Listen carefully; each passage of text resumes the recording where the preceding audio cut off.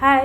पिछले कुछ टाइम से केमिकल एक्सफोलिएशन बहुत ही पॉपुलर हो गया है। इवन डर्माटोलॉजिस्ट भी उसे रिकमेंड करने लगे हैं to achieve clear glowing skin. मेरे खुद के स्किन में कुछ पिगमेंटेशन का प्रॉब्लम हो गया था, जो कि बहुत ही डार्क ब्लैक कलर का विजिबल स्पॉट्स हो गए थे और मेरा पूरा स्किन डल हो गया था। और जिसे ठीक करने के लिए मैं काफ़ी डॉक्टर के पास गई थी, लेकिन मुझे फिर भी कोई भी अच्छा रिजल्ट नहीं मिल पा रहा था।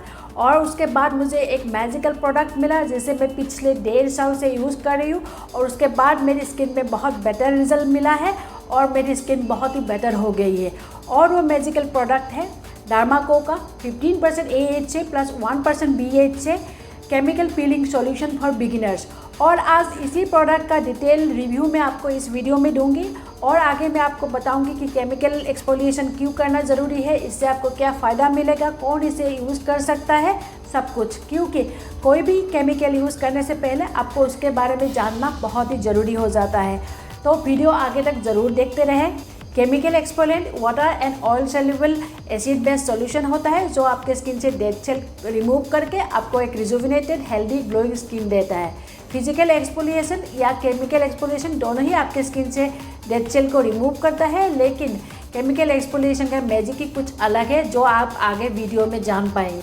केमिकल एक्सफोलिएशन आपके डेड सेल को रिमूव करके आपके स्किन इवन आउट करता है, आपके डिस्कलरेशन को रिड्यूस करता है और आपके स्किन को ब्राइटन अप करता है।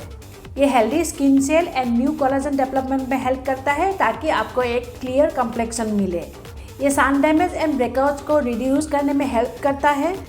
ये फाइन लाइन्स एंड रिंकल्स को कम करने में हेल्प करता है और आपकी स्किन के हाइड्रेशन लेवल को इंक्रीज करता है। केमिकल एक्सफोलिएंट 3 टाइप्स के होते हैं, जैसे कि AHA जो कि वाटर सोल्यूबल है, जिसमें glycolic acid, mandelic acid, malic acid and lactic acid होता है, जो कि स्किन के ऊपर के लेयर्स में काम करते हैं और मैच्योर और ड्राई स्किन के लिए ये बहुत ही बेनिफिशियल है। एंड सेकंड BHA बेटा हाइड्रोक्सी एसिड, ये ऑयल सोल्यूबल है लाइक सैलिसिलिक एसिड। ये आपके स्किन में डीप पेनिट्रेट करके स्किन कंसर्न को ट्रीट करता है।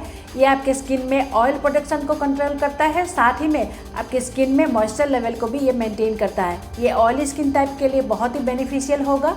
And third PHA polyhydroxy acid, जो कि अल्फा हाइड्रोक्सी की तरह ही काम करता है, लेकिन ये स्किन में बहुत डीप पेनिट्रेट नहीं कर सकता, इसीलिए ये सेंसिटिव स्किन वालों के लिए बहुत ही बेनिफिशियल होगा। जैसे कि मैंने ऑलरेडी आपसे शेयर किया है, ये डर्माको का पीलिंग सॉल्यूशन, इसमें 15% AHA है, 1% BHA, और मैं शुरू से यही यूज़ कर रही हूँ अभी तक, क्योंकि ये मुझे परफेक्ट रिजल्ट दे रहा है विदाउट एनी साइड इफेक्ट। तो ये बिगिनर फ्रेंडली है, आप इसे आराम से यूज़ कर पाएंगे। ये आपके स्किन के रफ ड्राई टेक्सचर को इम्प्रूव करेगा, साइंस ऑफ एजिंग को रिड्यूस करेगा और आपके पोर्स सब मिनिमाइज होने में ये हेल्प करेगा। एक्नी ब्रेकआउट्स को रोकेगा, एक्नी स्कार को भी रिड्यूस करेगा, और फिर आपके ब्लेमिशेस, जितने भी डार्क स्पॉट्स है, एक्नी स्कार्स है, इसे ट्रीट करने में भी बहुत हेल्पफुल होगा। ये आपके स्किन से डिस्कलरेशन को हटा के आपको एक ब्राइटर लुकिंग स्किन देगा। आपके प्रोटेक्टिव बैरियर को ये इम्प्रूव करेगा, आपको सन डैमेज से प्रोटेक्ट करेगा, फ्री रेडिकल से प्रोटेक्ट करेगा, आपके सारे ब्लेमिशेस, डार्क स्पॉट्स सारे गायब हो जाएंगे। तो देखा डर्माको का पीलिंग सॉल्यूशन यूज़ करके आपको कितना सारा बेनिफिट्स मिल सकता है, जो कि एक फिजिकल स्क्रब यूज़ करके आपको कभी नहीं मिल सकता। तो आप खुद ही सोचिए ये यूज़ करना है या नहीं। इसमें जो कैमोमाइल एंड कैलेंडुला है, वो आपके स्किन में पीलिंग सॉल्यूशन होने के बाद जो इरिटेशन होता है उसको सूद करने में हेल्प करेगा। और इसमें 5% ग्लाइकोलिक एसिड है, 5% मैंडेलिक एसिड है, 5% लैक्टिक एसिड है और 1% सैलिसिलिक एसिड है। इसे यूज़ करने के लिए पहले आप अपने पूरे फेस को एक अच्छा माइल्ड क्लेंजर लेके वॉश कीजिए, उसके बाद अच्छे से पैड ड्राई कीजिए और फिर ये केमिकल सॉल्यूशन इवनली पूरे फेस पे स्प्रेड कीजिए, अपने आई एरिया को थोड़ा सा अवॉइड करके 10 मिनट्स के लिए ऐसे ही छोड़ दें। 10 मिनट्स बाद आप इसको एक माइल्ड क्रीमी क्लेंजर लेके फिर से वॉश कीजिए, पैड ड्राई कीजिए और 15 मिनट्स तक अपने स्किन को रेस्ट दीजिए।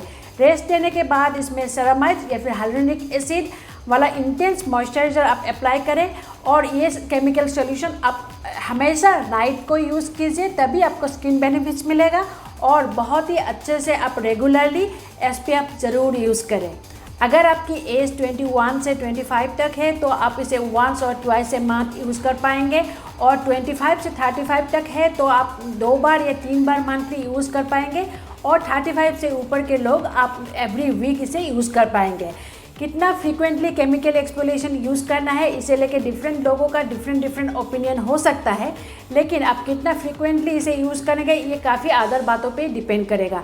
जैसे कि आपकी स्किन कंसर्न कितनी सीवियर है, आपकी एज कितनी है, या फिर आपकी लाइफस्टाइल, आपकी डेली लाइफस्टाइल, या फिर आपकी स्किन हैबिट्स, मतलब कितना आप घर के अंदर रहते हैं या फिर आप डेली बाहर रहते हैं, या फिर आपकी स्किन कंसर्न कितनी सीवियर है, आपकी एज कितनी है, या फिर आप अपने स्किन में कितना मेकअप प्रोडक्ट यूज़ करते हैं या नहीं।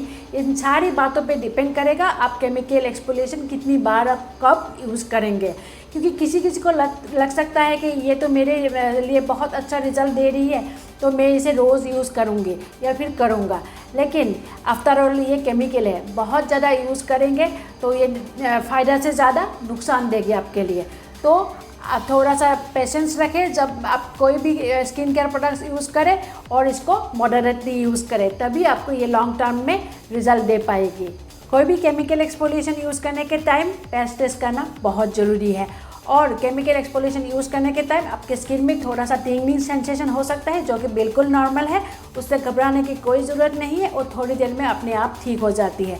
लेकिन आपकी स्किन अगर पहले से ब्रोकन है या फिर आपकी स्किन में कोई इरिटेशन है तो उस दिन आप केमिकल एक्सफोलिएशन अवॉइड करें, और केमिकल एक्सफोलिएशन कर रहे हो तो उस दिन आप अदर एक्टिव इंग्रेडिएंट्स भी अवॉइड करें, जैसे कि विटामिन सी, रेटिनॉल, और आप हर दिन अच्छे से बहुत ही रिलीजियसली आप SPF यूज़ करें, क्योंकि इस दौरान आपके स्किन बहुत सेंसिटिव हो जाता है और आपको बहुत ही सन डैमेज हो सकता है। इसीलिए आप SPF अच्छे से यूज़ करें, और हर एक प्रोडक्ट के पीछे अच्छे से इंस्ट्रक्शन होते हैं वो ज़रूर फॉलो करें।